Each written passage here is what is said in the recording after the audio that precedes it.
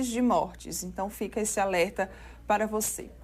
Olha, gente, vamos mudar de assunto agora aqui no nosso estúdio, tá? Vamos falar sobre as ações do Tribunal Regional Eleitoral daqui de Alagoas. No dia 8, né, foi encerrado o prazo para regularizar a situação do título de eleitor ou até mesmo tirar o documento pela primeira vez a tempo de votar nas eleições municipais de outubro. Encerrado esse prazo, o cadastro eleitoral ele é fechado e ele somente é reaberto depois do pleito. E quem vai nos trazer agora um balanço dos números aqui em Alagoas dessa ação é a diretora de comunicação do Tribunal Regional Eleitoral daqui de Alagoas, Flávia Gomes de Barros. Seja muito bem-vinda, muito obrigada pela sua participação aqui com a gente no Gazeta News edição da manhã. Bom dia. Bom dia, eu que agradeço. Foram, assim, 15 dias intensos, né? Infelizmente, o alagoano, como todos os brasileiros, deixam tudo para a última hora. E aí a gente precisou aumentar muito a força de trabalho nesses últimos 15 dias e conseguimos atender em todo o estado mais ou menos 5 mil eleitores só no dia 8 de maio. Somente no dia 8, né? Isso. Você falou algo que realmente é muito verdadeiro. Brasileiros costumam deixar sempre tudo para a última hora.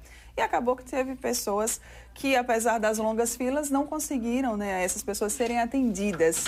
E quem ficou? Quem não conseguiu regularizar? O que é que deve fazer, Flávia? Olha, quem não conseguiu regularizar o título, ou seja, quem está com o título cancelado, não vota esse ano, né? Não vai conseguir participar da eleição municipal. Também não consegue emitir passaporte, tomar posse em cargo público, fazer matrícula na universidade, uma série de ações para quem tem o documento suspenso ou cancelado. Mas ele pode, no caso de precisar urgentemente da certidão de quitação, ir a um cartório e solicitar uma certidão circunstanciada, que é um documento que a Justiça Eleitoral emite só para dizer que, por conta do fechamento do cadastro, aquele eleitor não teve acesso à sua regularização. Então, isso pode ser feito em qualquer cartório eleitoral das 7h30 às 13h30. Muito bem. O dia 8 ele foi marcado por longas filas, não só aqui na capital, em Maceió, como também no interior do estado. Como é que foi todo esse processo? Porque teve divulgação, né? As pessoas realmente é que acabam ali sempre deixando para a última hora. O cadastro foi reaberto em 8 de novembro de 2022, quando a gente começou a fazer essa convocação dos eleitores. Historicamente, a gente já sabia que nos últimos dias ia dar uma aumentada no número de atendimentos, porém, no interior, principalmente, a gente teve muita procura nos últimos 3 dias, o que fez que os cartórios distribuíssem fichas, limitando o atendimento, porque é humanamente impossível num cartório com 2, 3 servidores atender 300 pessoas. Então, muita gente, principalmente no interior, ficou sem esse atendimento, ficou sem regularização e até sem fazer o título de eleitor. Outro ponto de dúvida quando a gente fala do Tribunal Regional Eleitoral daqui de Alagoas foi em relação à biometria.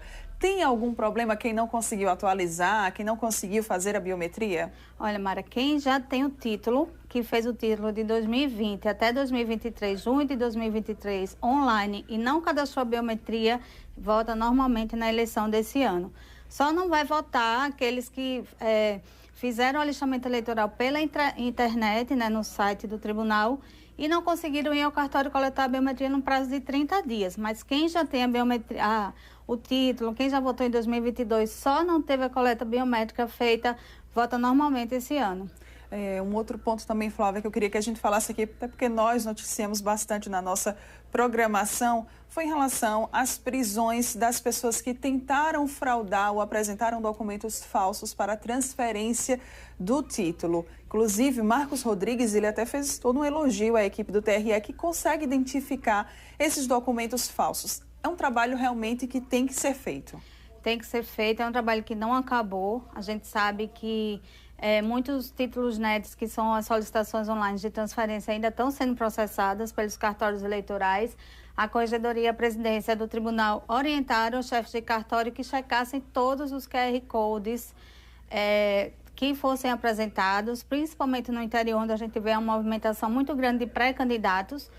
E aí ocorreram essas 7 prisões aqui em Alagoas por conta dos documentos falsos que as pessoas tentaram apresentar e foram aí presas em flagrante, foram para a Polícia Federal, teve gente que dormiu no presídio, pagou fiança. Então, as pessoas acham que crime eleitoral fica impune, né? E a gente provou aqui com essas 7 prisões que é importante observar também a legislação eleitoral. A partir de agora, esses casos eles vão continuar sendo apurados? Os inquéritos estão abertos, tramitam na Polícia Federal. Há outros centenas de inquéritos também abertos em todos os cartórios eleitorais que não culminaram com as prisões, mas foram abertos porque os documentos foram apresentados, né, nas transferências. E aí os promotores eleitorais vão apresentar essas denúncias à Polícia Federal, que vai apurar e possivelmente culpabilizar esses eleitores que aí cometeram esse crime, essa falsidade ideológica e a apresentação dos documentos falsos. Flávia, qual o balanço que o TRE faz dessa ação de regularização e de emissão da primeira via do título de eleitor agora no ano, né, de 2023, 2024? Um balanço muito positivo. A gente vai ter aí em junho, final de junho, quando o TSE computar todos os dados, né, do Brasil e liberar o total dos números de eleitores aqui em Alagoas, um aumento expressivo no número de jovens eleitores, aqueles entre 16 e 18 anos que fizeram seu alistamento eleitoral. Isso a gente já consegue vislumbrar com os números que a gente tem hoje. E muita gente conseguiu fazer a transferência do domicílio, né? A gente espera que muitos pedidos ainda sejam indeferidos pelos juízes eleitorais, mas a procura foi muito grande nesse sentido. Ainda temos aproximadamente aí 300 mil eleitores com os títulos cancelados, muitos deles nem devem saber. Então, a orientação do tribunal é que, antes de ir votar, faça essa consulta no aplicativo e-título ou no site do TRE para saber sua situação. Se tiver com o título cancelado, nem adianta ir votar. Sobre os eleitores jovens, né, já que você citou essa parcela, esse vai ser um ano muito importante para eles, né? Vão estar aí dando seu primeiro voto, vão estar ali computando, ajudando, né? Enfim, a eleger o seu representante.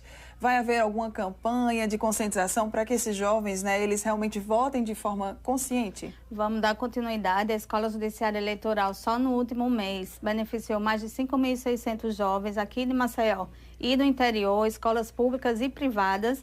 E o desembargador Carlos Cavalcante vai continuar com essas incursões nas escolas, vai lançar um projeto também voltado às minorias, às pessoas negras, pessoas com deficiência, pessoas LGBTQIA+.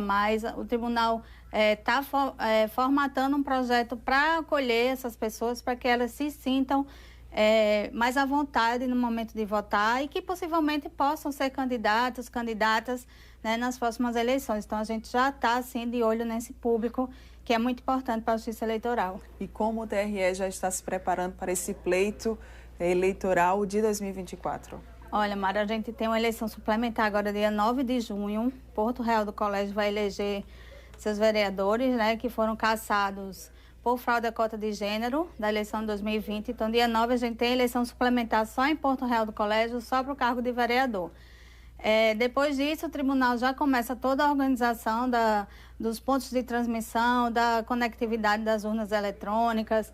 A gente já vai trabalhar no cadastro, na distribuição desses eleitores nas sessões eleitorais, tentar resolver o problema das filas, não colocando, né, diminuindo o quantitativo de gente em cada sessão, criando mais sessões para a gente ter uma eleição mais tranquila e atuando principalmente na fiscalização. A gente tem uma época de pré-candidaturas que estão muito aguçadas nas redes sociais. A gente já está recebendo muita notícia falsa, né, dos candidatos contra a própria Justiça Eleitoral e se atacando, caluniando, difamando. Então, a gente já começa nessa parte de conectividade de urnas, distribuição do eleitorado nas sessões e prevenção às notícias falsas e aos crimes eleitorais. Você falou sobre as fake news, as notícias falsas. Acho que a gente também deve tocar nesse ponto, nesse assunto, aqui nessa entrevista. Como é que o TRE daqui de Alagoas vai se posicionar em relação a essas notícias falsas que parecem, né, que ganham ainda mais força durante esses períodos eleitorais? Vão continuar atuando fortemente para combatê-las? Com certeza. O Núcleo de Enfrentamento à Desinformação do Tribunal, ele está numa parceria muito constante com as polícias civil, federal e militar para fazer a identificação desses perfis. A gente já teve alguns casos que estão sob investigação da Polícia Federal e da Polícia Civil. E a gente pede que os eleitores tentem fazer uma campanha limpa. A gente vai identificar, inclusive, o uso de inteligência artificial, os outros artifícios também de diagramação, gráficos, para que a gente tentar aí dar essa paridade, mesmo sabendo que a gente vai encontrar muita notícia falsa, muita desinformação agora no período eleitoral. Estamos preparados e estamos prontos. A gente só espera que a população contribua denunciando e sendo aí um parceiro do tribunal, não compartilhando nenhum tipo de desinformação. Muito bem. Obrigada, Flávia, Obrigada. pela sua participação aqui junto com a gente no Gazeta News edição da manhã, trazendo essas informações e esse balanço das ações do TRE daqui de Alagoas. Muito obrigada. Obrigada, Bom eu dia. que agradeço. Bom dia. Muito obrigada. Olha, agora nós vamos falar sobre PIS. Vou trazer aqui